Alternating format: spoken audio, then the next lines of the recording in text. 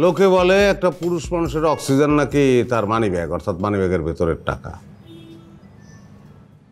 কারণ আমার চাকরি নাই, মাস শেষে বেতন পাবো না, তার মানে মানিব্যাগের ভেতর টাকা নাই। টাকা নাই মানে আমার অক্সিজেন নাই। তো অক্সিজেন না থাকলে একটা মানুষ বাঁচে কিভাবে? এই জন্য নিজের মৃত ঘোষণা করলাম, তুমি সাক্ষী। ফুলের মালা পরিয়ে দিলেম আমায় আপন হাতে, ফুলের মালা পরিয়ে দিলেম আমায় আপন হাতে। এসবের মানে কি? ছবিতে ফুলের মালা চড়াইছো কেন?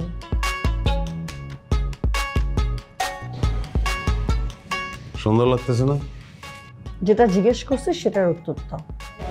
অবশ্যই উত্তর দেব।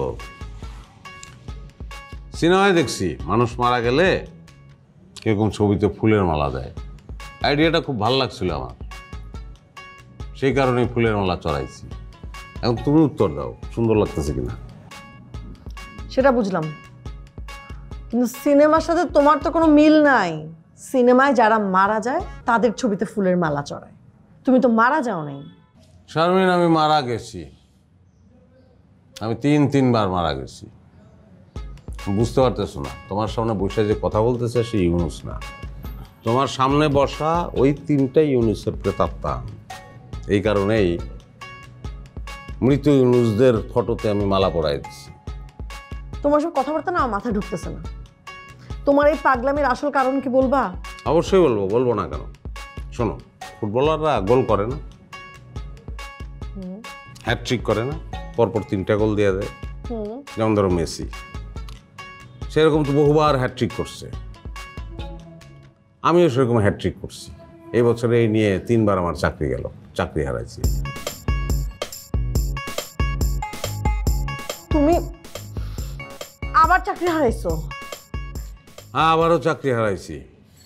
তবে মেসি বাবাদের সঙ্গে আমার পার্থক্য কোথায় জানো? আকাশ পাতাল পার্থক্য। মেসি করছে গোলের হ্যাটট্রিক, আর আমি করছি চাকরি হারানোর হ্যাটট্রিক। এটা তো নতুন কিছু না। এর আগে গুনে গুনে বহুবার তুমি চাকরি হারাইছো। চাকরি হারানোর সাথে তোমার মরে যাওয়ার সম্পর্কটা কি? সম্পর্ক আছে, বলি তোমারে।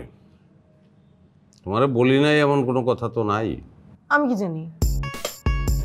বলি, শোনো।